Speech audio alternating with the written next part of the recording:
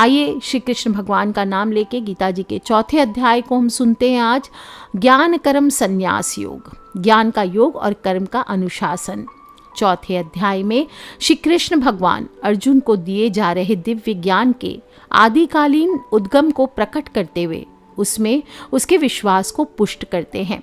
वे बताते हैं कि यह वही शाश्वत ज्ञान है जिसका उपदेश उन्होंने आरंभ में सर्वप्रथम सूर्य देव को दिया था और फिर परंपरागत पद्धति से यह ज्ञान निरंतर राजर्षियों तक पहुंचा। अब वे अर्जुन, जो उनके प्रिय मित्र और परम भक्त है, उनके सम्मुख इस दिव्य ज्ञान को प्रकट कर रहे हैं। तब अर्जुन प्रश्न करते हैं कि वे श्री कृष्ण जो वर्तमान में उसके सम्मुख खड़े हैं, वे इस ज्ञान का उपदेश युगों पूर्व सूर्य देव को कैसे दे सकते हैं। इसके प्रत्युत्तर में श्री कृष्ण भगवान अपने अवतारों के रहस्य को प्रकट करते हैं। वे बताते हैं कि भगवान अजन्मा और सनातन है, फिर भी वे अपनी योग माया शक्ति द्वारा धर्म की स्थापना के लिए पृथ्वी पर प्रकट होते हैं, लेकिन उनके जन्म और कर्म दिव्य होते हैं और वे भौतिक विकारों से दूषित नहीं हो सकते। जो भी मनुष्य इस रहस्य को जानते हैं, वे अगाध श्रद्धा के साथ उनकी भक्ति में तल्लीन रहते हैं और उन्हें प्राप्त कर फिर इस संसार में पुनः जन्म नहीं लेते। इसके पश्चात इस अध्याय में कर्म की प्रकृति का व्याख्यान किया गया है और कर्म, अकर्मण्यता तथा वर्जित कर्म से संबंधित 3 सिद्धांतों पर चर्चा की गई है। इनसे विदित होता है कि कर्मयोगी अनेक प्रकार के सांसारिक दायित्वों का निर्वहन करता हुआ अकर्मा की अवस्था को प्राप्त कर लेते हैं और इसलिए वे कार्मिक प्रतिक्रियाओं में नहीं फंसते और इसी ज्ञान के साथ प्राचीन काल में ऋषि मुनि सफलता और असफलता, सुख दुख से प्रभावित हुए बिना केवल भगवान के सुख के लिए यज्ञ के रूप में कर्म करते थे। यज्ञ कई प्रकार के होते हैं और इनमें से कई यज्ञों का उल्लेख यहाँ किया गया है। जब यज्ञ पूर्ण समर्पण की भावना से संपन्न किए जाते हैं, तब इनके अवशेष अमृत के समान बन जाते हैं और ऐसे अमृत का पान करने से साधक के भीतर की अशुद्धता समाप्त हो जाती है। इसलिए यज्ञों के अनुष्ठान पूर्ण निष्ठा और ज्ञान के साथ करना चाहिए। ज्ञान रूपी नौका की सहायता से महापापी भी संसार रूपी कष्टों के सागर को सरलता से पार कर लेता है। ऐसे दिव्य ज्ञान वास्तविक आध्यात्मिक गुरु से ही प्राप्त करना चाहिए, जो परम सत्य को जान चुका हो। श्री कृष्ण भगवान गुरु के रूप में अर्जुन से कहते हैं कि ज्ञान की खड़ग से अपने हृदय में उत्पन्न हुए संदेहों को काटो और उठो, युद्ध लड़ करके अपने कर्तव्य का पालन करो। परम भगवान श्री कृष्ण कहते हैं, मैंने इस शाश्वत ज्ञान योग का उपदेश सूर्य देव विवस्वान को दिया और विवस्वान ने मनु और फिर इसके बाद मनु ने इसका उपदेश इक्ष्वाकु को दिया। हे शत्रुओं के दमन करता, इस प्रकार राजर्षियों ने सतत गुरु परंपरा पद्धति द्वारा ज्ञान योग की विद्या प्राप्त की, किंतु अनंत युगों के साथ यह विज्ञान संसार से लुप्त हो गया प्रतीत होता है। उसी प्राचीन गूढ़ योग ज्ञान को आज मैं तुम्हारे सम्मुख प्रकट करता हूँ, क्योंकि तुम मेरे मित्र एवं मेरे भक्त हो, इसलिए तुम इस दिव्य ज्ञान को समझ सकते हो। अर्जुन कहते हैं, आपका जन्म विवस्वान के बाद हुआ, तो मैं कैसे ये मान लूं कि प्रारंभ में आपने उन्हें इस ज्ञान का उपदेश दिया था। तब भगवान श्री कृष्ण कहते हैं, तुम्हारे और मेरे अनंत जन्म हो चुके हैं, किंतु हे परंतप तुम उन्हें भूल चुके हो, जबकि मुझे उन सब का स्मरण है। यद्यपि मैं अजन्मा और समस्त जीवों का स्वामी अविनाशी प्रकृति का हूँ, तथापि मैं इस संसार में अपनी दिव्य शक्ति योग माया द्वारा प्रकट होता हूँ। जब जब धरती पर धर्म का पतन होता है, अधर्म में वृद्धि होती है, तब मैं उस समय पृथ्वी पर अवतार लेता हूँ।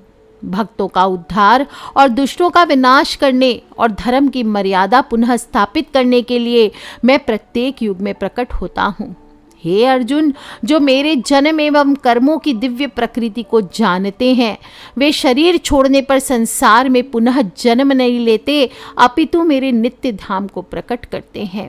आसक्ति हो, भय हो, क्रोध हो, इससे मुक्त होकर पूर्ण रूप से मुझ में तल्लीन होकर मेरी शरण ग्रहण कर भूतकाल में अनेक लोग मेरे ज्ञान से पवित्र हो चुके हैं और मैं इस प्रकार से इन्होंने मेरे दिव्य प्रेम को प्राप्त किया है। जिस भाव से लोग मेरी शरण को ग्रहण करते हैं, उसी भाव के अनुरूप मैं भी उन्हें फल देता हूँ। हे पृथा पुत्र, सभी लोग जाने या अनजाने में मेरे मार्ग का ही अनुसरण करते हैं, और इस संसार में जो लोग सकाम कर्मों में सफलता चाहते हैं, वे लोग स्वर्ग के देवताओं की पूजा करते हैं, क्योंकि सकाम कर्मों का फल शीघ्र प्राप्त होता है। मनुष्यों के गुणों और कर्मों के अनुसार मेरे द्वारा 4 वर्णों की रचना की गई है। यद्यपि मैं इस व्यवस्था का सृष्टा हूँ, किंतु तुम मुझे अकर्ता और अविनाशी मानो। ना तो कर्म मुझे दूषित करते हैं, ना ही मैं कर्म के फल की कामना करता हूँ। जो मेरे इस स्वरूप को जानता है, वह कभी कर्म फलों के बंधन में पड़ता ही नहीं है। इस सत्य को जानकर प्राचीन काल में मुक्ति की अभिलाषा करने वाली आत्माओं ने भी कर्म किए। इसलिए तुम्हें भी उन मनीषियों के पद चिन्हों का अनुसरण करते हुए अपने कर्तव्य का पालन करना चाहिए। कर्म क्या है और अकर्म क्या है, इसका निर्धारण करने में बुद्धिमान लोग भी विचलित हो जाते हैं। अब मैं तुम्हें कर्म के रहस्य से अवगत कराऊंगा, जिसे जानकर तुम सारे लौकिक बंधनों से मुक्त हो सकोगे। तुम्हें सभी 3 कर्मों, अनुमोदित कर्म, विकर्म और अकर्म की प्रकृति को समझना चाहिए। इनके सत्य को समझना थोड़ा सा गहन और कठिन भी है। वे मनुष्य जो अकर्म में कर्म और कर्म में अकर्म को देखते हैं, वे सभी मनुष्यों में बुद्धिमान होते हैं।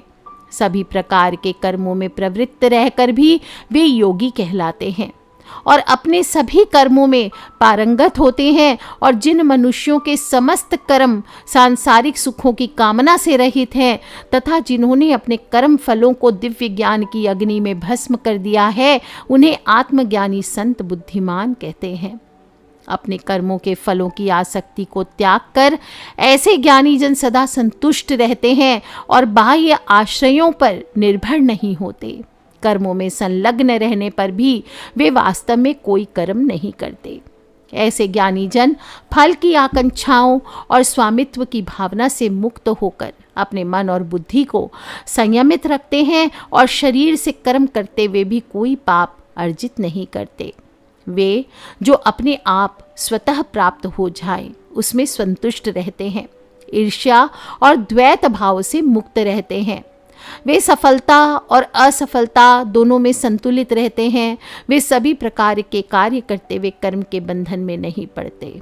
वे सांसारिक मोह से मुक्त हो जाते हैं और उनकी बुद्धि दिव्य ज्ञान में स्थित हो जाती है, क्योंकि वे अपने सभी कर्म यज्ञ के रूप में भगवान के लिए संपन्न करते हैं और इसलिए वे कार्मिक प्रतिक्रियाओं से मुक्त रहते हैं। जो मनुष्य पूर्णतया भगवत चेतना में तल्लीन रहता है, उनका हवन ब्रह्म है और हवन सामग्री ब्रह्म है, और करछुल जिससे आहुति डाली जाती है वह भी ब्रह्म है। उनका अर्पण कार्य भी ब्रह्म है और यज्ञ की अग्नि भी ब्रह्म है। ऐसे मनुष्य जो प्रत्येक वस्तु को भगवान के रूप में देखते हैं, वे सहजता से ही उसे पा लेते हैं।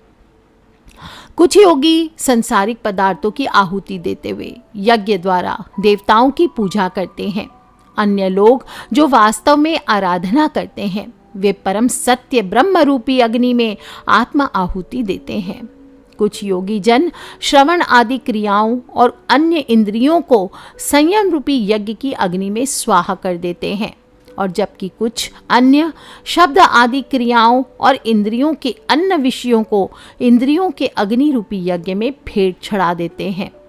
दिव्य ज्ञान से प्रेरित होकर कुछ योगी संयमित मन की अग्नि में अपने समस्त इंद्रियों की क्रियाओं और प्राण शक्ति को भस्म कर देते हैं।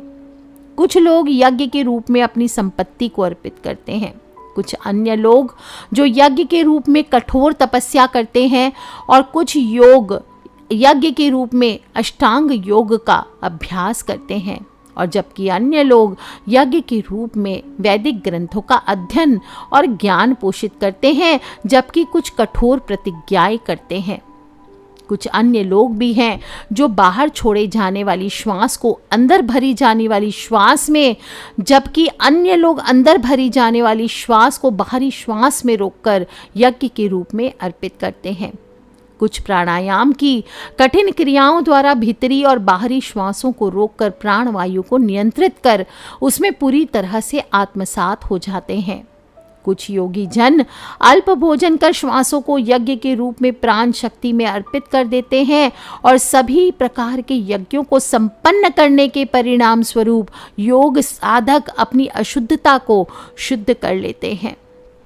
इन यज्ञों का रहस्य जानने वाले, इनका अनुष्ठान करने वाले, इन यज्ञों के अवशेष जो कि अमृत के समान होते हैं, इसका आस्वादन कर परम सत्य की ओर बढ़ते हैं। और हे कुरुश्रेष्ठ, जो लोग यज्ञ नहीं करते वे ना तो इस संसार में और ना ही अगले जन्म में सुखी रह सकते हैं। विभिन्न प्रकार के इन सभी यज्ञों का वर्णन वेदों में किया गया है और इन्हें विभिन्न कर्मों की उत्पत्ति का रूप मानो। यह ज्ञान तुम्हें माया के बंधन से मुक्त करेगा।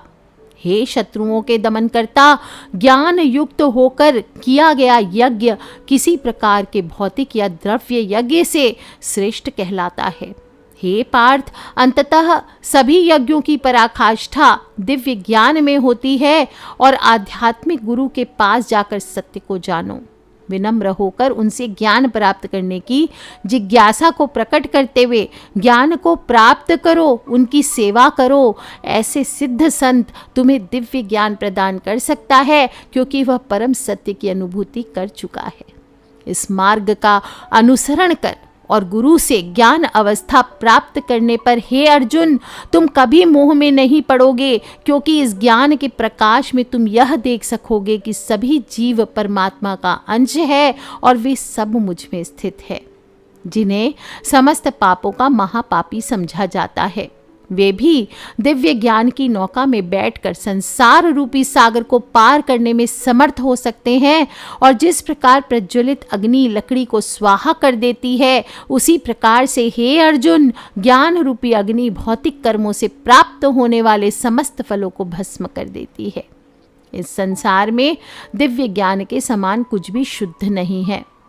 जो मनुष्य दीर्घकालीन योग के अभ्यास द्वारा मन को शुद्ध कर लेता है, वह उचित समय पर हृदय में इस ज्ञान का आस्वादन करता है। और वे जिनकी श्रद्धा अगाध है और जिन्होंने अपने मन और इंद्रियों पर नियंत्रण कर लिया है, वे दिव्य ज्ञान को प्राप्त कर लेते हैं। इस दिव्य ज्ञान के द्वारा वे शीघ्र ही कभी न समाप्त होने वाली परम शांति को प्राप्त करते हैं। किंतु जिन अज्ञानी लोगों में ना तो श्रद्धा है ना ही ज्ञान है, जो संदेहास्पद प्रकृति के होते हैं, हर बात में संदेह करते हैं, उनका पतन निश्चित होता है। संदेहास्पद जीवात्मा के लिए ना तो इस लोक में और ना ही परलोक में कोई सुख है। हे अर्जुन, कर्म उन लोगों को बंधन में नहीं डाल सकते जिन्होंने योग की अग्नि में कर्मों को विनष्ट कर दिया है, और ज्ञान द्वारा जिनके समस्त संशय दूर हो चुके हैं, वे वास्तव में आत्मज्ञान में स्थित हो जाते हैं।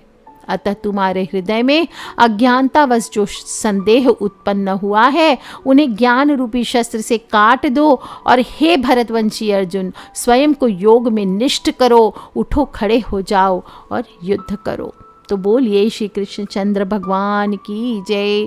चौथा अध्याय ज्ञान कर्म संन्यास योग हम प्रभु श्री कृष्ण भगवान को अपने अपने पितृ को अर्पित करते हैं। आज के लिए इतना ही। और आपने सुना, सभी को सुनाएं, अपने आसपास में जो भी फ्रेंड्स, फैमिली, मम्मी पापा, भाई बहन, बच्चे, सभी को सुनाएं। छोटी छोटी बातें हैं, शेयर करें। आज के लिए इतना ही। जय माता दी। बम बम भोलेनाथ की जय। कराश शेरावाली दा बोल सांची दरबार की जय। अपने अपने पितृ पितरानी की जय। विष्णु भगवान की जय। लक्ष्मी मैया की जय।